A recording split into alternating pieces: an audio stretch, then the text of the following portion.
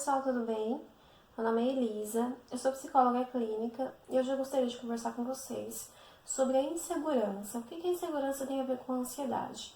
Acredito que quem tem insegurança pode sofrer muito com a ansiedade. Por quê? Vou dar um exemplo para vocês entenderem.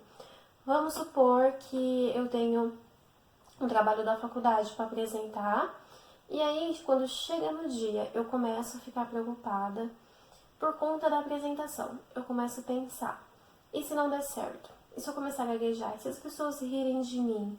E se eu falar alguma coisa que for desagradável, ou eu errar alguma palavra? E se eu esquecer? Se me der um branco? Até porque eu sou uma inútil, como é que eu vou fazer?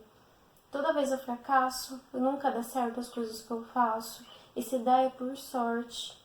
Comece a ter pensamentos que fazem com que a ansiedade acabe surgindo. O nosso cérebro, ele vai entender que eu estou me colocando numa situação de perigo, principalmente se esses pensamentos surgirem no momento que eu preciso fazer aquela apresentação. Aí eu vou começar a ter crise, vou começar a ter taquicardia, falta de ar, eu começo a ter náusea, eu não consigo me concentrar. Isso vai me prejudicar de alguma forma, principalmente na minha apresentação. Aí, o que vai acontecer? Não vai dar certo, eu vou acabar tropeçando nas palavras, eu vou acabar ficando muito nervosa e aí eu vou começar a acreditar mais ainda de que eu sou uma inútil, de que eu não sou capaz de fazer o que outras pessoas conseguiriam fazer normalmente. Então, entende? As pessoas que sofrem com ansiedade, principalmente se for ansiedade generalizada, elas se deparam muito com pensamentos desse tipo, onde ela sempre imagina o pior em relação a si mesma, em relação às situações, em relação aos outros. A insegurança ela pode surgir em várias situações, como essa que eu mencionei. Pode surgir nos relacionamentos, quando a pessoa ela também tem esse sentimento de incapacidade de ser boa o suficiente para aquele que ela ama. Ela sempre vai se questionar, ela sempre vai se culpar se ela está sendo boa o suficiente ou não. Ela pode se culpar no sentido de tudo que acontece de ruim naquela relação, ela atribui a ela mesma. Ela não consegue perceber se aquilo que está ocorrendo existe uma contribuição da atitude do outro ou não. Ela sempre carrega um fardo de que ela é responsável pelos fracassos que ocorrem na sua vida. No trabalho, por exemplo, o que pode acontecer? Se a pessoa comete algum erro, ela pode começar a ficar nervosa, ela fica ansiosa, pode ter taquicardia, ficar ofegante, o coração dispara, ela pode se sentir mal, angustiada. Por quê? Às vezes ela está fazendo uma determinada função e ela pode acabar cometendo algum erro. Normal, pode acontecer com todo mundo. Porém, para uma pessoa que sofre com ansiedade, ela vai enxergar aquilo como algo terrível. Ela não se permite fracassar, porque ela já se enxerga dessa forma, então ela acaba se autocobrando demais. Ela exige muito de si mesma. Toda vez que algo de errado acontece, o que ela vai fazer? Ela vai se enxergar como responsável por aquilo. Ela não tem essa percepção, eu errei, então da próxima vez eu vou fazer melhor. Ela pode até ter essa percepção, mas ela vai ficar sempre com medo. Um medo que vai perseguir ela constantemente, porque ela se cobra demais. Ela sempre pensa de que ela não é capaz, de que ela é inútil.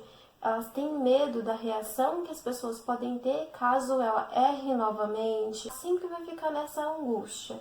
Ela duvida da própria capacidade para realizar as coisas. A insegurança, ela gira em torno disso, do sentimento de incapacidade. Sentimento de inferioridade também pode acontecer em algumas pessoas.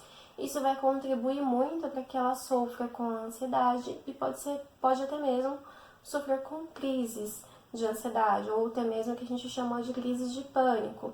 Essas crises elas podem surgir dentro de um contexto, como esses que eu mencionei, também pode surgir mesmo que não aconteça nada. Quando falamos de insegurança, a gente precisa pensar no contexto de vida de cada um. Por quê? Esse sentimento de insegurança, a gente precisa entender como que ele surge. Por que a pessoa escolheu esse modo de ser na vida dela?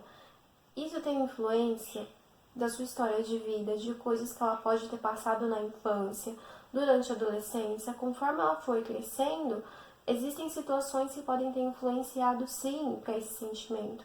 Se ela cometeu erros durante a sua vida e isso foi reforçado por outras pessoas de que ela era incapaz, de que ela não é boa o suficiente, isso vai contribuir para o sentimento de insegurança. Experiências dolorosas, como decepções, frustrações, quando a pessoa se sente traída, sente que traíram a sua confiança, ela pode acabar tendo esse sentimento de insegurança em relação aos outros. Mas, de uma certa forma, ela acaba atribuindo a si mesma também. Isso pode acontecer em algumas pessoas. Experiências traumáticas também podem influenciar para o sentimento de insegurança, ou até mesmo que também contribui a falta de uma figura que dê apoio, que passe segurança para a pessoa. Existem aquelas pessoas que acabam sendo sozinhas durante a vida, tendo que lidar com muitas situações difíceis por conta própria. Ela não tem alguém que apoie, alguém que diga, olha aqui, eu estou com você, alguém com quem ela possa conversar, com quem ela possa se abrir. Vamos dizer assim, alguém que sabe que acolha.